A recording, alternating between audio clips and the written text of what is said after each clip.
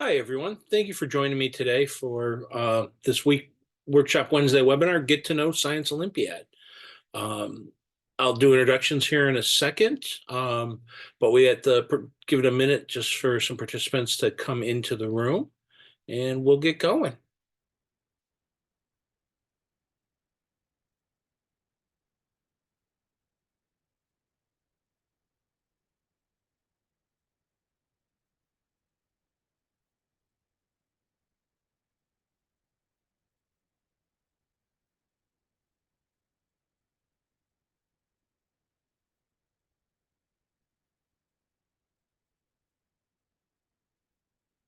All right. Thank you, everyone that was able to join us today for this presentation. I'm John Lohr, Vice President of STEM Education with Science Olympiad. And I'm hoping what we can accomplish today is to share a little bit about our program and to answer some questions you might have and to see if we can generate some interest in joining us for our upcoming 41st season of competition that will begin in the fall of 2024. You can interact with me through the chat or Q&A, but I'm also going to launch a poll here because I'm trying to get a sense as to who we have in the audience. So if you would, could you guys see what description fits you best?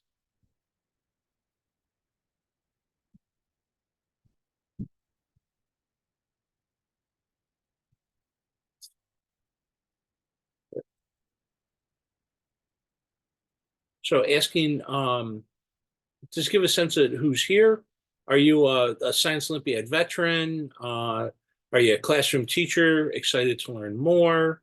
I know I looked at some of the names, sound like we might have some parents. Or are you a school administrator?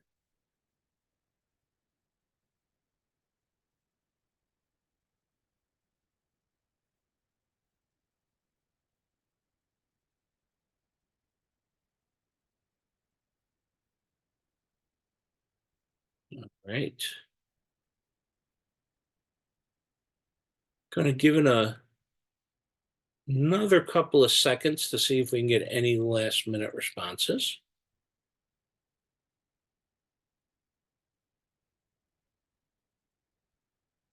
All right. Thank you guys for those that you shared. And excuse me, I'm going to have to sneeze here in 1 second. Unfortunately, weather here in Illinois has been very rainy and wet. So coming back from the national tournament, my allergies have really been on an all-time high. But based on what everyone shared with me, thank you. We got a nice mix of some veteran Science Olympiad folks as well as some teachers that are trying to learn more. If you happen to be one of the people that didn't quite find a response that matched what you were looking for, please go ahead and drop some information about yourself in the chat because I'd love to know who is here. All right. So for the workshop, I was hoping to accomplish kind of 4 things today, right? And really tackling the biggest one about, what is Science Olympiad and helping particularly the people that are new and investigating and are looking for things, what the program does, what do students do, why do we have so many people participating in it? And then kind of close with talking about ways to engage with us and what things might look like going forward. All right. And pardon.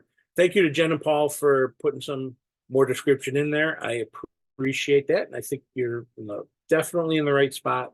And we'll have some information to answer your questions.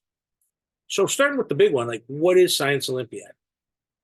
Well, our objective here in the world is we want to improve science education from kindergarten all the way through high school and really create opportunities so that kids can really get to explore the world of STEM and see where STEM might fit into their career trajectory and their life. And hopefully, I mean, as we do it, we're going to create a technology literate workforce, right?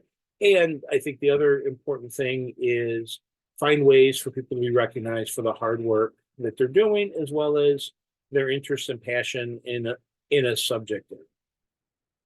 Now, how we do that is we do it through a national STEM competition. And we were originally founded back in 1984 by three individuals.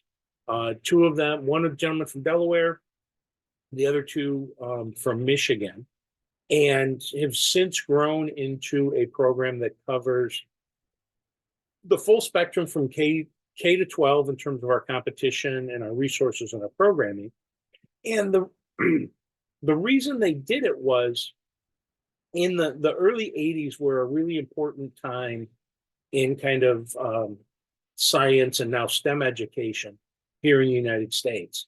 And for the bulk of our nation's history coming out of World War II, our kind of supremacy in science and our supremacy in technology as a nation in terms of innovation and resources and companies and economic reach was really taken for granted.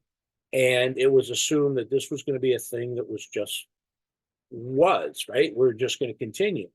And an important report came out called The Nation at Risk that showed that our belief in those resources, our belief in our educational systems to continue to support science education was slightly misplaced. And we were slipping behind other countries, and we really just weren't doing as well as we thought we would. And at the same time that's going on, a lot of the practices that allowed science to flourish in our schools were getting constrained and shifted, and we were focusing our energies and efforts in a lot of different places. So what the founders decided was that Science Olympiad, and by taking those things out of the school day and taking some of the constraints off, would produce a better opportunity for kids to learn science and kind of follow their passion. And currently, the program's grown to be in all 50 states plus the District of Columbia. During our just concluded 2023-2024 school year season, we had over 6,200 teams in the United States competed. We just crowned our middle school national champion and our high school national champion at our national tournament this past weekend at Michigan State University. And we now feature 53 college alumni chapters. So those are organizations where graduates of our program have gone on and created Science Olympiad programs at their college or university. And they're using their interests and their kind of collective energy to give back to Science Olympiad, either through hosting tournaments that we'll talk about, mentoring schools, helping us run programs, helping us create events. And even in the case of Cornell University and their alumni chapter, they even hosted one of our national tournaments. And to show you the reach, last year we engaged with almost 250,000 students. And that's at a pretty consistent year-to-year basis. And that's all the way from elementary school through our high school participants. And to get a sense as to the organization, how it's organized, we really kind of fall into three places, right? Start where I'm located, and that's in our national office. And we have a small national staff, but what we do is we coordinate with content experts and our national volunteers to run the program year to year. And that consists of identifying events, coming up with resources, doing professional development, doing workshops, finding tournament sites, and supporting our state chapters, of which, this year the big one was Michigan, that because they hosted the national tournament, and our state chapters are run by a state director. They run the local tournaments, and they conduct things and local workshops and support the schools in their communities. And they're supported by a whole group of state volunteers. And last but not least, kind of the most important group in all of this, right, is our school teams. So, and these are individual schools that have joined the competition, and it's through led by a school coach or school representative. You're gonna have student participants, right? And then you're gonna have parent volunteers. And what happens is we create the conditions to excite the kids about learning some stuff, that then they use that knowledge to compete against other schools and eventually advance all the way to our national tournament. So on that note, let me talk a little bit about the student experience. And honestly, the best way to think about our student experience at all levels is we're an academic track meet. So as an academic track meet, what that means is we hold multiple events. Our multiple events are covered by six different topic areas, right? And we ask our events take shape in essentially one of four formats. Everything is done as a team. So Science Olympiad is not a competition for individuals. You need to be part of a team to compete, right? And everything with Science Olympiad, all of our events, you do with a partner. As you can see right here, we got a couple of students that are getting ready to break their tower, working together to load the sand and test the efficiency and strength of their tower.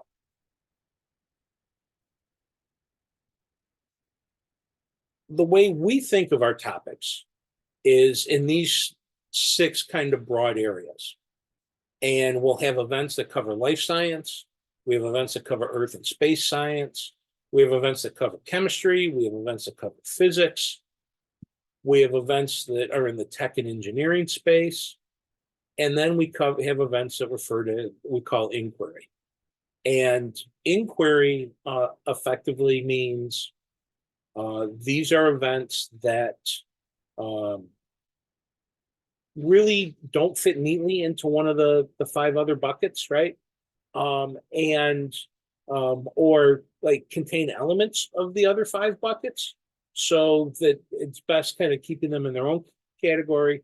They're also a place, what we've done with inquiry is for events that are really popular, or we just can't, we can't fit everything in. If you'll bear the analogy, it's almost like going to your favorite band's concert, and there's always some song that you love on their album that they're always gonna, they end up leaving off just because they run out of time. Well, inquiry is kind of our opportunity to sort of be like the encore and bring in some events that we know people really care about. Thank you to two individuals that threw questions into the Q&A about, I will get to the one about volunteers in a little bit. Regarding a question about the slideshow and the recording. Yes, I apologize. I should have mentioned it earlier. Thank you for reminding me of my oversight. This video is this session is being recorded. I will make sure you guys have access to the recording. I will make sure you guys have access to the slides, as well as some other material about the program after this session. Probably we'll try and get it to your inboxes tomorrow or Friday. All right. When it comes to the format of the events, I said we take those six topics and we essentially ask the kids to do four things. And the first and probably the most common that you're going to see in Science Olympiad is what we call core knowledge events. And this is where the kids are expected to learn a specific material. It could be this last year they had to learn how to classify and identify trees. They had to learn how to identify fossils. They had to learn about organ systems. Um, I believe this was also the year they had to learn about baby galaxies for astronomy. And they have a time frame to learn all this material. And when they show up at a tournament, they're going to take a test, right, and test their knowledge and what they learned against all the other teams at the tournament. And depending upon the nature of the material we're asking about, as well as the who's putting on the tournament, that test can look at a bunch of different ways. Um, in some events, it's just sitting down and you're doing a traditional paper and pencil test like we all experienced in school. And you're answering questions and you're working with the information provided in the test. Um, Other places and for other events, like forestry is a great one that does this a lot.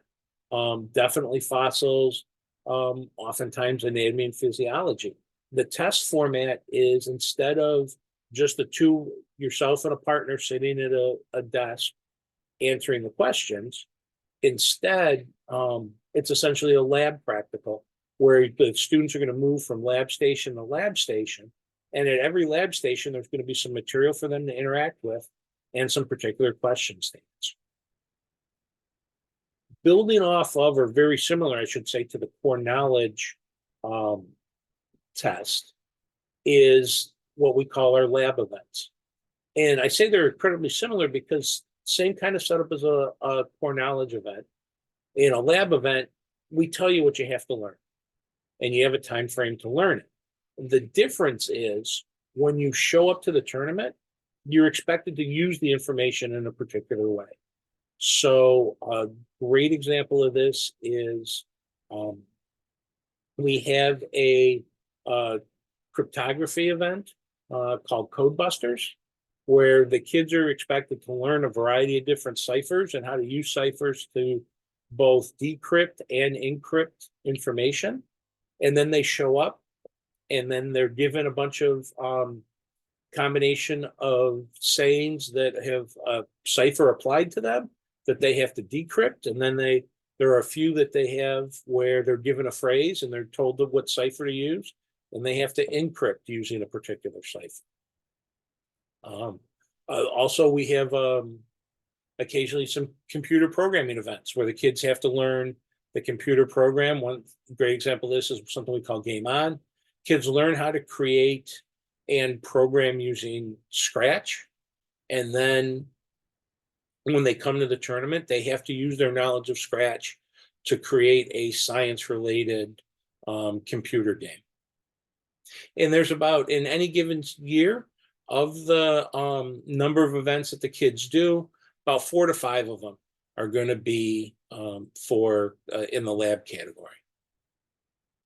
When it comes to build events, right? Build events, we tell them specifications and what they have to build, right? So this past year, students had to build a robot, an air cannon, a plane, a tower, as well as 2 different types of vehicles, depending upon your age level. They have the year to kind of design and build, and they collect data and figure out how their systems work and how they can optimize them. And then when it comes time, they go to the tournament and they get to use them and test their devices at the tournament. And again, in a given season, about 5 to 6 of these. Oh, and thank you, Andrew, reminded me, I forgot about the wind turbine. So in any given year, about 5 or 6 of these events will be part of the competition. And then last but not least, we have what are called hybrid events. And in a hybrid event, they take the elements of the previous 3, right, and combine them together. So wind turbine, and we call it wind power is the name of the event. It's a great example of this. Not only the kids have to build a wind turbine and evaluate how effective it was at capturing wind at a variety of speeds and converting it to energy, but also they were given a test around energy production and alternative energy that they had to answer as well. And for hybrids, there's typically, this is probably one of the smaller number of kind of event types out there because it does ask the students to do a lot in a pretty limited amount of time. So we kind of talked about what we're having them do, but essentially want to get into some of the nuts and bolts of what it looks like at the three different kind of age ranges. Um, First and foremost, I want to tell you that elementary school, because of the big gap in terms of development for the kids and the big age range that elementary schools can sometimes have, the elementary can be structured very differently than what you're going to hear about with middle school and high school. And where it's structured differently is we'll change the number of events, we'll change the duration of the program, we'll change like how big a competition it is. So there's a lot of ways we can change it and adapt it to meet the learning needs and objectives of kids in elementary school. Now, for middle school and high school, because the kids are older, everybody is for both age ranges is in kind of a relatively similar developmental place in terms of ability and resources. These programs are highly structured and they work on a very particular calendar. We have a set number of events. It's always 23 events that are developmentally appropriate for high school. And then we have another 23 events developmentally appropriate for middle school that the teams are going to compete in. And effectively what ends up happening is the kids join a team. They select the events that they want to participate at in that given year. They prepare for them. They spend the entire year getting ready. They'll go to the tournament, they compete, and then we'll talk about it, but they get recognized for their efforts and their successes during the school year. I thought I would talk a lot about or I should say, get into the tournament format, because while honestly, kids spend more time in Science Olympiad practicing and learning at their school and working with their teammates. It's the tournaments that are really the driver to get everybody going and to kind of be the impetus to get everybody started and excited about it. And depending upon your state and the number of other teams in your state, your tournament path may look a little bit different. But we'll talk about like a big state here like Illinois. This also carries over for California, North Carolina, Ohio, New York, Michigan, Wisconsin. Right? In any state that's got a couple hundred Science Olympiad teams, what will happen is all teams are going to compete at a regional tournament to start their season. And oftentimes this is a community college or a technical college, or also we'll use regional universities. So a great example of that here in Illinois is one of our regionals is held at Western Illinois University.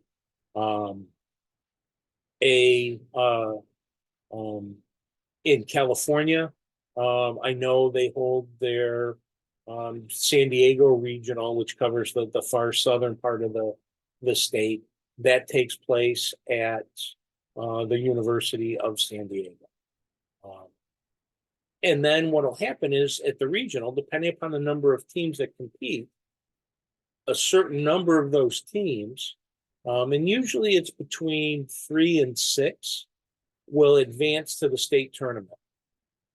And the state tournaments are almost always held at flagship universities. So California's Caltech. We have University of Illinois, Auburn, Michigan State, North Carolina State, Tennessee Knoxville, Kentucky, Ohio State, Texas A&M. So they're like, again, big state universities. Nebraska end up hosting the state tournaments. And from that tournament, the top team, or in a few exceptions, the top 2 teams in each division will get invited to come to the national tournament. And the national tournament, again, they're major universities, right? So again, the flagships, we just talked about how Michigan State was the national tournament host. They were also the state tournament host. Excited to announce that we'll be going back to the University of Nebraska-Lincoln for the 2025 tournament. And it's kind of cool because it syncs up nicely. We were there 10 years before in 2015 for the tournament. So we rotate around the United States. Our goal is we try and get to kind of variety of regions over the course of 5 to 6 years, so that everybody, we can be close to somebody's home state. But also it's nice because kids in the program get to see a wide range of schools and have a bunch of unique opportunities made available to them that they wouldn't necessarily have if we kept staying with one place at one time. And at this point, I'm going to pause. I'm going to go back to a question that was asked here in the Q&A about, hey, how do you sign up to be a national volunteer? And are there other details regarding national volunteers? So like any organization, we're always looking for volunteers and support. And effectively, I think there are two ways to think about volunteering if you want to volunteer nationally with Science Olympiad. And I'll make sure I send out the link to our volunteer page on our website. And there's a form you can fill out to get on our volunteer list. But one of the ways we use national volunteers is we'll use national volunteers to help us as content experts. Or we'll work with national volunteers to work in their community, in their state, to help recruit and support teams. The other way we'll often use national volunteers is to put on these tournaments, and we'll talk nationals, but it applies to state and regionals as well, is that it takes a lot of people. On any given Saturday, we'll talk kind of about a tournament schedule in a second. You have at least 46 events running at the same time. That means you need at least 2 people per every event, plus you're going to need people to help grade, and you're going to need people to help with registrations and check-ins and lunch distribution and all the things that happen to make Science Olympiad kind of an exciting, fun day for everybody.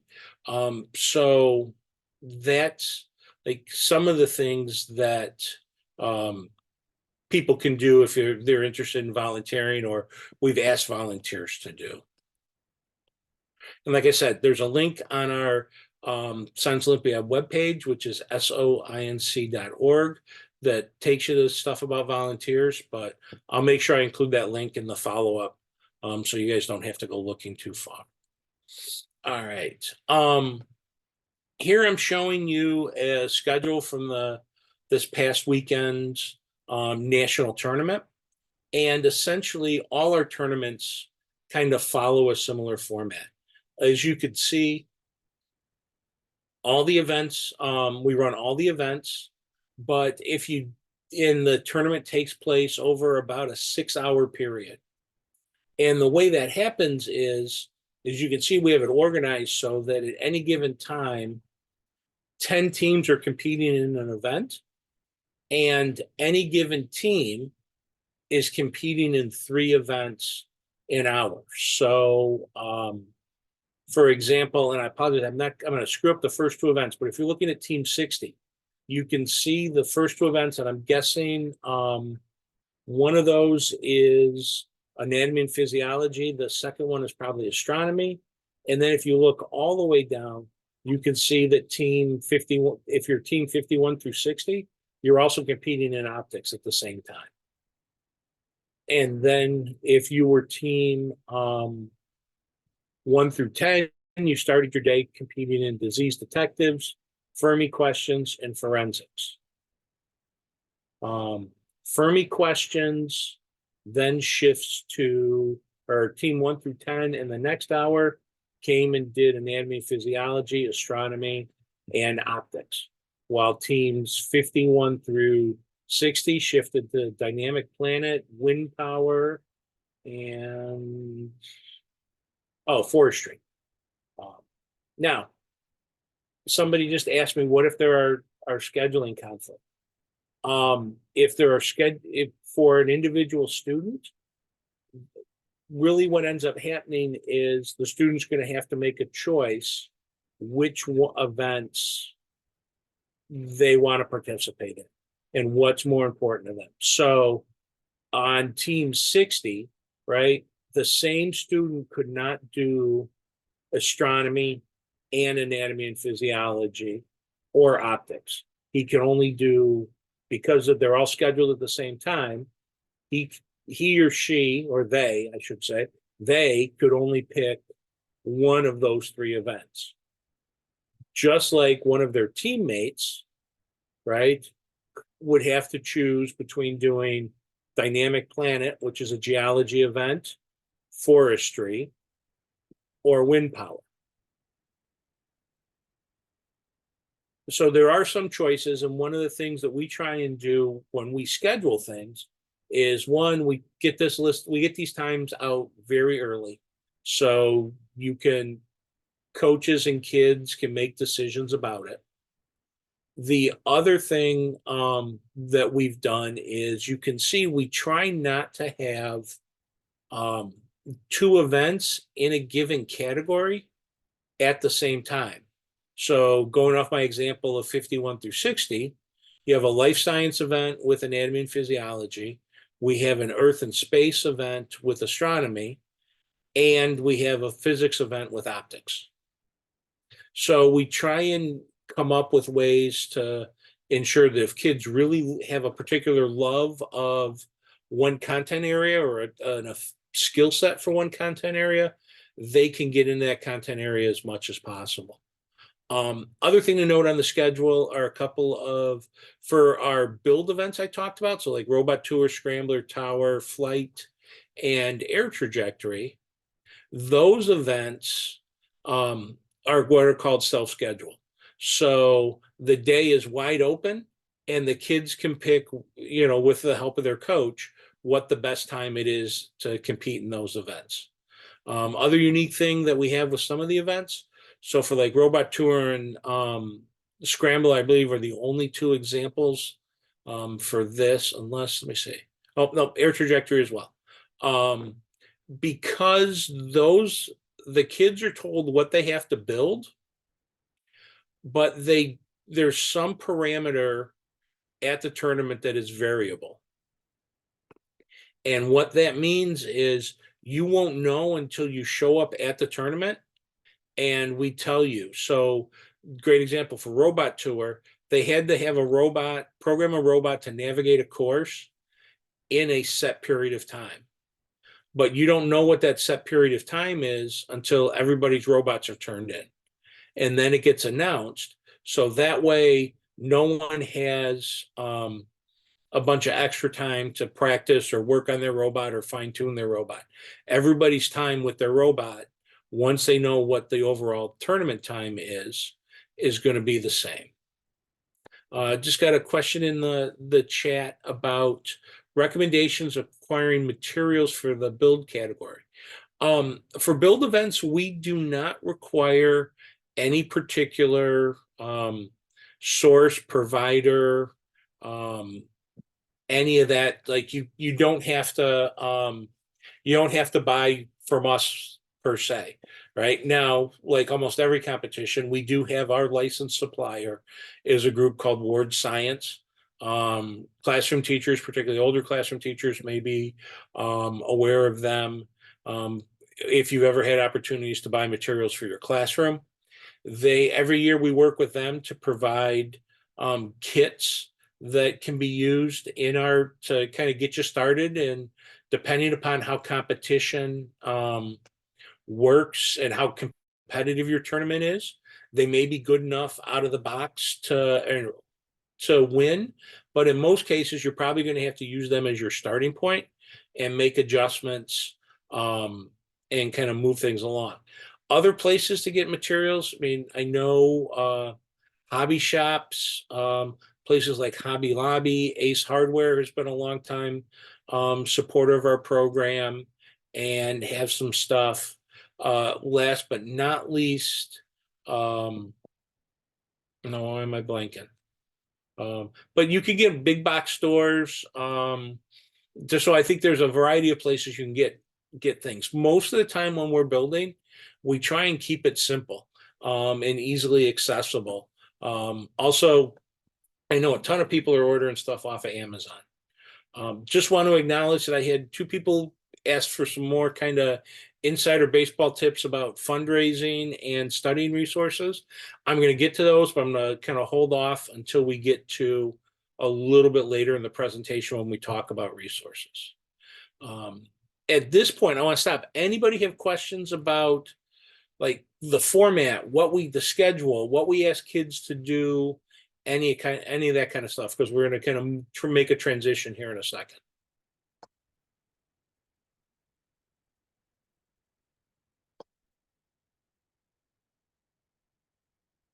All right then. So I talked about the big competitive tournaments that kind of advance you from from state or from regionals to states to nationals. Um, I should point out if you're in a smaller state, you don't have that many teams, you just go right to state. And then you'll come to nationals. There's another type of tournament you'll see, particularly if you've ever been on our website or you follow us on any of our social media channels.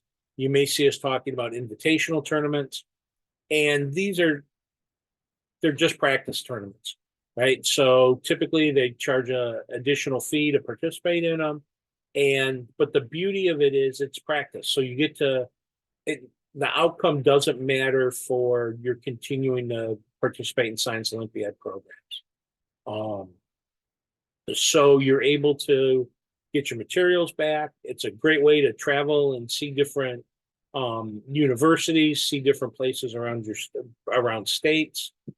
They're hosted by anybody from our alumni chapters to national teams to just big Science Olympiad programs. And the nice thing is they do provide awards, both national and individual for events. Okay. Um, Paul, with the community schools piece, yes, we do have programming all the way down to elementary school, and the elementary programming mirrors a lot of what I've been talking about, largely with the middle school and the high schools. The difference with the elementary schools is we do not offer a national tournament. We tend to stop competing with the elementary schools at either a regional or a state competition, depending upon the state. But we also have some states where with their regional competition, it's only within schools within the district, kids within a similar after school program. Because just the interest and the age is so, you can get such a wide variety at that level. So we tend to be a little more flexible when it comes to elementary schools. And I will make sure I include information about elementary when I send more information out. There is a whole elementary page on our webpage, and individual state chapters will have information about their elementary programs up on their state chapter pages as well. All right. So want to talk a little bit about like kind of why Science Olympiad. And I think, a lot has changed. I kind of talked about the genesis of it and A Nation at Risk and the changing ways that science was being handled and opportunities to be hands-on and do science was sort of our genesis. But like, why now and why is it still standing? Well, I think there's kind of three big pieces and why we matter and why we have a certain degree of relevancy here. The first and foremost is there's just a huge interest. The Gallup and the Walton family did a survey, and they found that 75% of Gen Z youth are interested in STEM occupations. So kids, like it, the nature of STEM and like the work and like interest in it has really changed from where we were when I went through school, and kind of the intervening generation and classes. It's really a huge point of interest. A group here in Illinois, Act Now, did a parent survey and found that 85% of their parents want a STEM experience for their child. They want STEM to be part of their life. I apologize. One of the early things that dropped in the chat was that a parent has two young girls and they're trying to look for ways for them to pursue STEM, both for fun and to see if it aligns and builds on their interests. Another, I mean, side of it is like there's a huge economic incentive here, and that's the fact that if you're in a STEM career, you're making you're making $24,000 a year more than somebody not in a STEM career, and that's data from the National Science Foundation. But here's I think the scary part and why programs like Science Olympiad matter a lot, despite like all the things that are happening in the classroom, despite things that may be going on in other after school spaces, is in that same survey that said 75% of them wanted a job in STEM or were interested in a STEM job, only 29% of them see it as their first career choice. So something's going on where their experience, what's happening in their lives, is kind of shifting their interest when it comes to STEM and STEM as a career. And I would argue that the nice thing about it is Science Olympiad, I think, tackles some of that. And the reason I say Science Olympiad helps is our program hits on four big buckets that seem to matter a lot to people. First and foremost is we're problem-based learning, right? Everything about a Science Olympiad program is about choice for the kids and them figuring out things for themselves. So they have individual choice in terms of the events they pick, how they go about preparing for the events, resources they use, how they end up solving it in the long run. And again, we try and wrap stuff up in real world situations. So I talked about the robot tour event where the kids had to navigate, their robot had to navigate a course and hit the course at a particular time. That event came about because that's a real problem that Amazon had to figure out in their fulfillment centers when they design their robots, because they're going to have multiple robots moving through the fulfillment center at the same time. And the way it works is much like, people talk about with like robot cars and, driverless vehicles, right? Everything has to be coordinated on a time. So we've given the kids a problem that has to be solved in the real world. Disease Detectives is our event that deals with public health and epidemiology. And again, in that event, they're working with real world scientific data, real world cases from local public health offices or the Centers for Disease Control. So they're really getting to see what the work looks like for people that are doing it. And like I said, how they go about solving it, how they decide to tackle the problem, how they decide to distribute the work between one partner and another partner. All of that stuff is up for them to decide. The program's also team-based, right? You got to be part of a team. No one's working alone. And every event involves you working with at least one partner.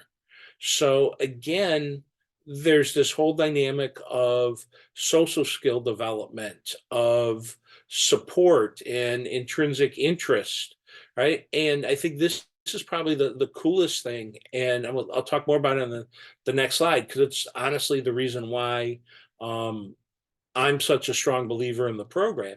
Students get to find their tribe.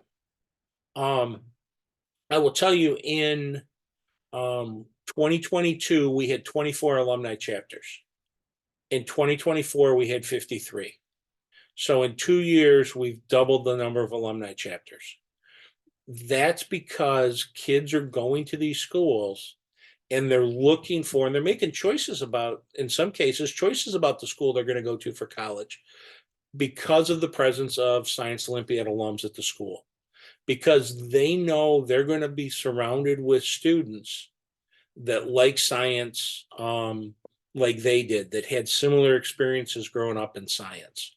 Um, I think the other big, huge part of it is recognition. Um, I will include the link to, I believe our award ceremony from this past weekend is up on our YouTube channel at this point. But you get to see just like how excited these kids are to be recognized. And now, yes, it's the Nationals, so it's going to be bigger and flashier. And we have smoke machines and more flashing lights, and there's music.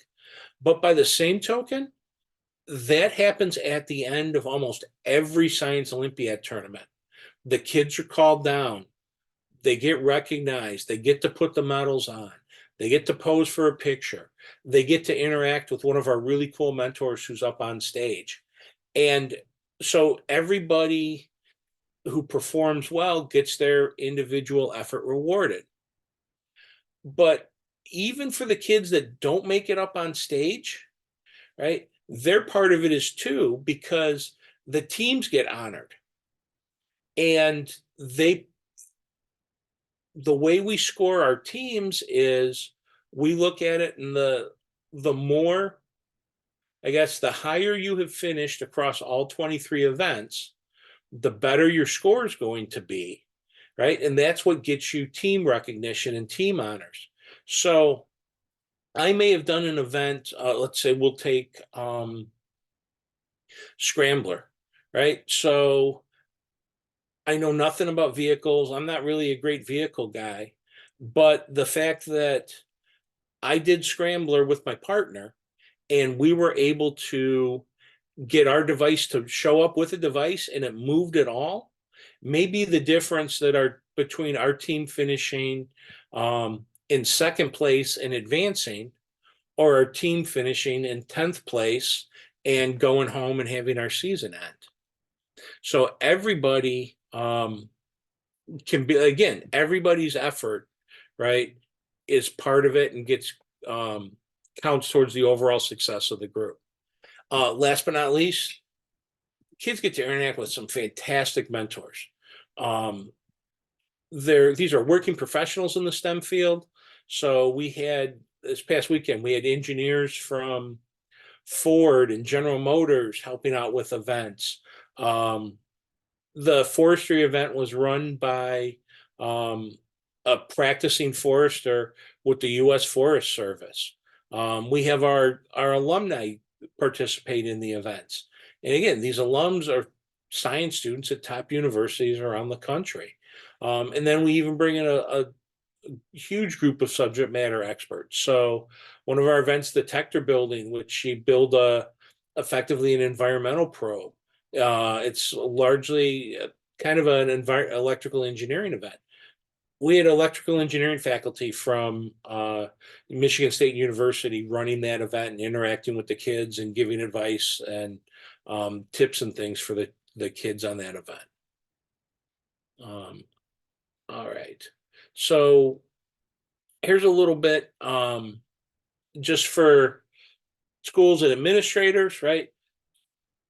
The program allows you to do things within your community because you have opportunities to bring mentors and professionals in and bring them in a very specific kind of time-bound way. It's great for engaging with your community.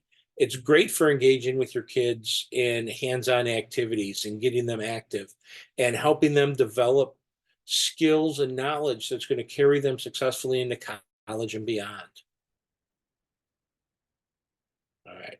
And here's the quote that really brought Science Olympiad home for me. And at the time I was head of math and science for the Chicago Public Schools. And we had just put on our very first Science Olympiad tournament for Chicago Public School students.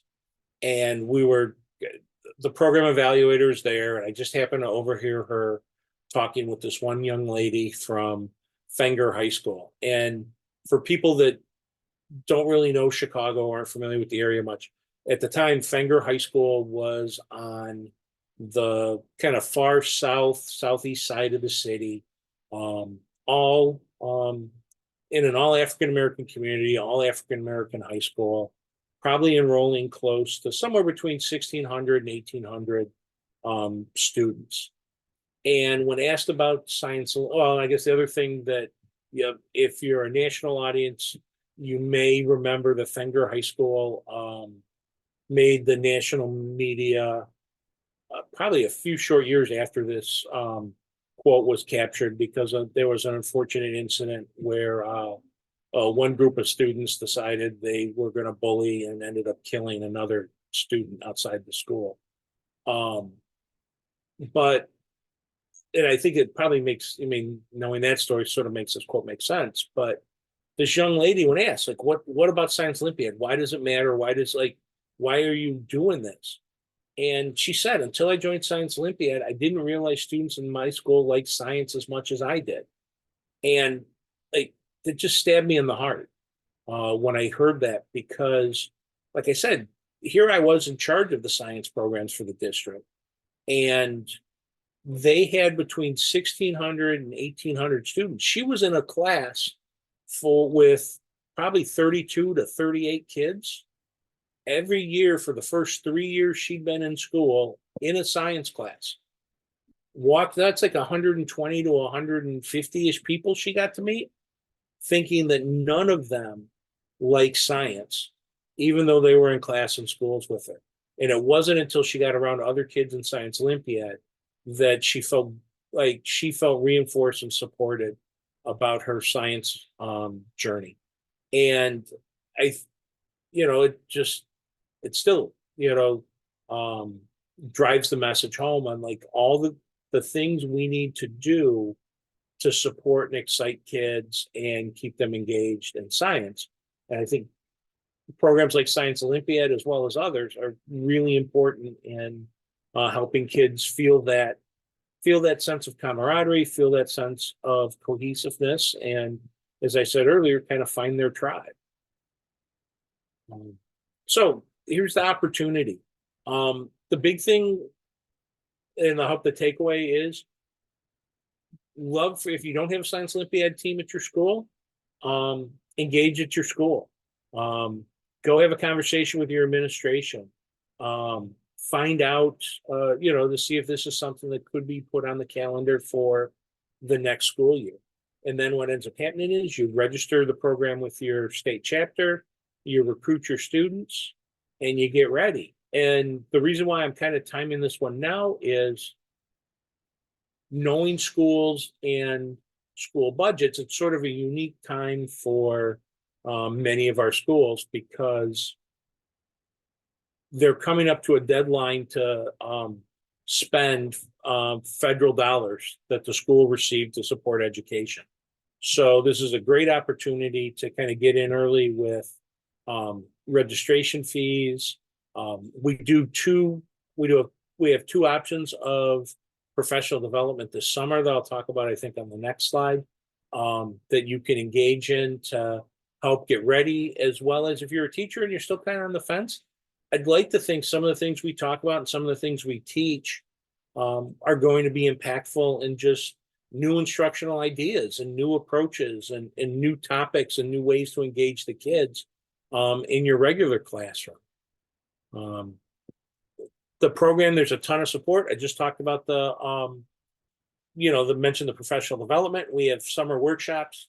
One of them is all virtual. The other one mixes both virtual and in person. They take place in July.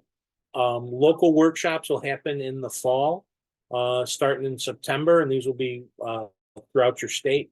There's usually a huge one in Centerville, Ohio. We do one here in Illinois with our folks. We have this variety of webinar series that run throughout the year. We also have resources. I mean, local mentors through state chapters or alumni chapters. Um, you can purchase an entire book of practice plans that explain to you how to get your kid takes your kids through 26 weeks of practices and gives you ideas on what to do with them at 2 practices a week. Again, we got the webinar stuff, and there's other supports that are out there. Supports for kids, supports for the teacher and the coach, supports for the administrator. And here's where I want to take a pause because a couple of the questions I've left unanswered in the Q&A really kind of talk about the support angle and are coming from some of our, I'm guessing some of our more knowledgeable Science Olympiad folks. But one of the questions is, are they tips for fundraising for your chapter throughout the year?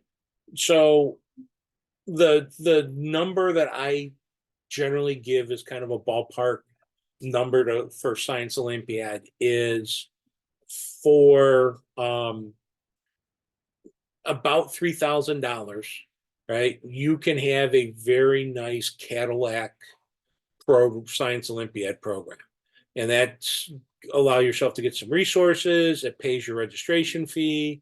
It gives you money to buy some snacks for the kids at practices. It it should cover bus transportation, though, as I know my classroom teacher friends have told me, I wouldn't believe what bus companies are charging these days for field trips and student transportation. Now, how to fundraise for that? One, we have a great partnership. If you haven't experienced Double Good popcorn yet, I will include the link. But Double Good is a online popcorn shop, and what you do is through social media, you make your store available to everybody you know and everybody that you can touch through social media. And that's not just you, but all the kids on your team, all your parents, heck, even your friends and colleagues at the school, friends and colleagues at work. And what happens is people go to the store. If they want, they can go ahead and buy some popcorn. Double Good is great because they return 50% of all sales back to the person doing the fundraiser, which is a fantastic rate of return. And their popcorn sells for about $30 a bag, which on the one hand, you're like, okay, that's, John, that's a bit pricey for a bag of popcorn. But the beauty here is the way Double Goods operations are, they want to make sure that people get a quality product. So they will only make the popcorn right when your sale ends. So then they will ship the popcorn directly to the purchaser. So the people that are buying Double Good popcorn through you are getting some of the freshest popcorn you possibly can get. And when you put it in contrast with other groups that do flavored popcorn and kind of these gourmet things, the price point isn't horrible, especially knowing that half of it, right, comes directly back to the school and the team. Two other things, or well, I'll give you three other things real quick. You can always do eat and earns are really popular, though those only get you between 20 and 25%. And an eat and earn is where you go to a restaurant, and like a bunch of fast food places will do it. So Culver's, if you're a big Midwestern person, Raising Cane's, I know Chili's does it if you want more fast casual. But you go in and you say, hey, on this night, can anybody showing up with a letter from our school or this coupon, will you donate a portion of their sales, of their purchase back to my program? And like I said, you usually can get about 20% of a return. So it's a decent return, though it can be tough getting everybody through. And, I've had good and bad experiences with doing the eat and earns. The next one I was going to throw out there is, if you haven't seen them, I would encourage you to take a look for a Queen of Hearts raffle. And what happens in a Queen of Hearts raffle is effectively you take a deck of playing cards and you put them you paste them face down on a poster board, and then people buy opportunities to guess which card's going to be the Queen of Hearts. And then every week you go through and you draw a person and their number and you uncover one card. And then so typically doing it a place where people go a lot. So for example, at your school, if you're doing a school with athletic events, or finding a dining establishment. Maybe it's there's a local pizza place in town that everybody loves going to, and you do your drawings on Friday nights at the pizza place. But that's a great one. And then last but not least, invitational tournaments started because schools not only wanted a fundraiser and an opportunity to interact with kids from around the country. So they started bringing in and charging teams to come in and do tournaments.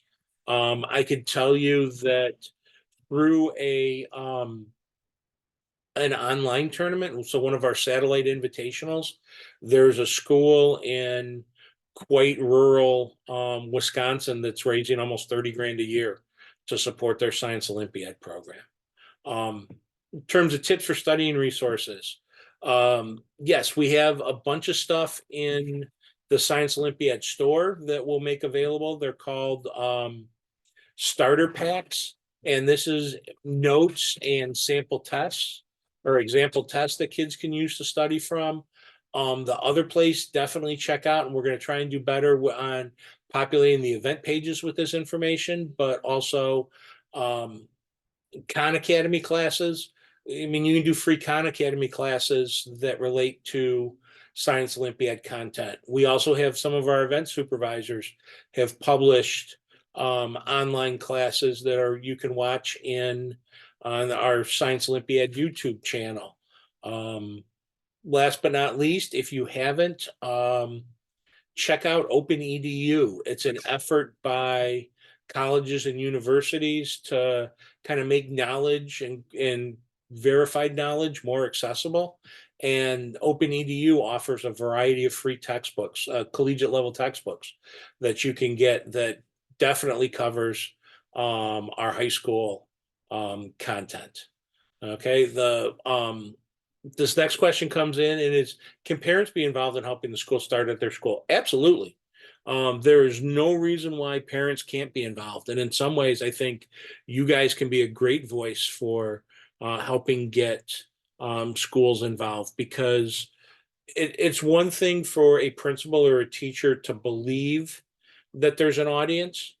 It's way different when a group of parents comes up and they represent the audience, right? That's like, hey, we're interested. We want this for our children. And it also can be a huge help, because while a team does need to have an individual recognized by the school principal as the head coach, right? And kind of the person who's sort of, in charge of the team and responsible for paperwork and communication and all that kind of stuff. That person, if the school chooses, doesn't necessarily have to be a teacher, right? It could be a parent if that's what the school wants it to, who the school wants it to be. But even if it is a teacher, that teacher's still going to need help, transporting kids, organizing kids, sharing your knowledge. So, I've seen Science Olympiad teams where bring in parents that are a nurse or an engineer or a doctor, heck, even somebody that an electrician, working on when we were working on circuits and everything. All those individuals have knowledge and expertise that can help the team. And I would encourage you to try and find those people and kind of get them involved.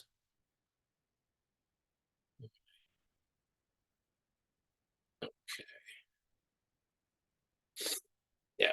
All right. Comment in there agreeing with me that bus prices have gotten ridiculous. The other thing is, if you're looking for kids or the programs there, feel free to reach out and look for an existing team. Like I said, they're in schools. We start at the beginning of the school year. our season officially begins the Tuesday after Labor Day. That's when the rules come out. I will say that um, the the team itself, so the school, decides who can be on it, what the criteria are. Um, the only thing that Science Olympiad does organizationally is we limit who can compete. So at any given tournament, a school can only have 15 kids competing in the events at that tournament. They could have more kids on the team than that, and they could go to a tournament next weekend and have a totally different group of 15 if they wanted, but you can't have we're only allowed up to 15 kids. And now, as I said, for those of you that are interested about elementary, um, we play it a little bit differently, and it's a lot more site dependent on what they're looking to do and what they're trying to happen. Um, so question is about if they wanted to host online invitationals, what's the process you would go through? You're going to want to reach out to your state director. And there's a tournament form that you need to fill in, and you need to get their approval. And then you need to submit the tournament this summer to the national office. But your state director should have all that information. And if not, I'll see if I can get the tournament info included in a follow-up for all of this. All right. So I've been doing questions throughout. Here's where I have the slide that reminds me to pause and see if there are any other questions. If there are, please feel free, throw them I prefer Q&A, but throw them in the chat. Either one will work.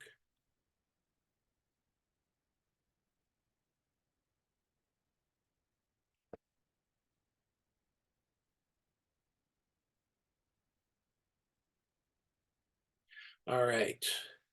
Seeing, or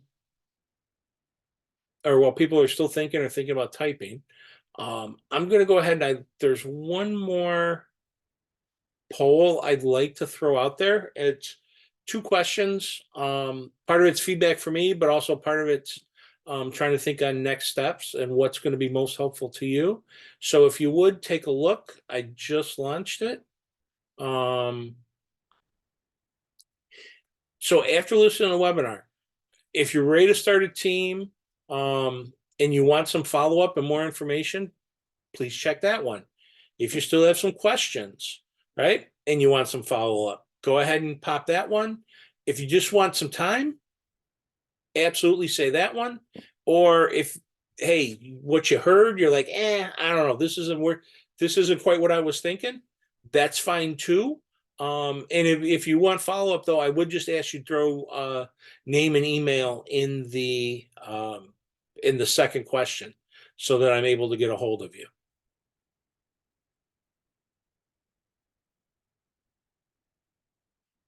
And I think if this slide reads right, yep. So for those of you that are willing to continue the conversation immediately, please throw stuff in the poll.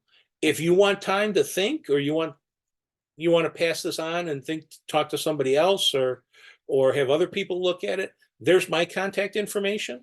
So please don't hesitate to reach out. I will be around the office all summer, and it seems like I am always checking emails. So don't feel bad about sending me an email. I will get back to you. All right.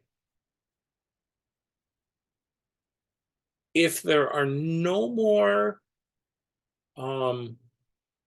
questions and everybody's gotten a chance to get their stuff into the poll, if I'm gonna follow up, I'm gonna go ahead and end it. Hopefully this was useful for you guys. I appreciate you taking some of your time on a Wednesday to hear about our program. Like I said, I'm going to pull some stuff together and do some follow-up. So I'm going to have some specific information about elementary in there. I'm going to have information about Double Good and fundraising, and I'm going to have information in there about starting a tournament. And I think that covers Yeah, I think that should cover everything that people were looking for. And if not, you're going to have my email address. So please don't feel bad about um, emailing me because it will all come from me. And you will also get the copy of the recording. So thank you, everybody. And again, have a wonderful night. Goodbye.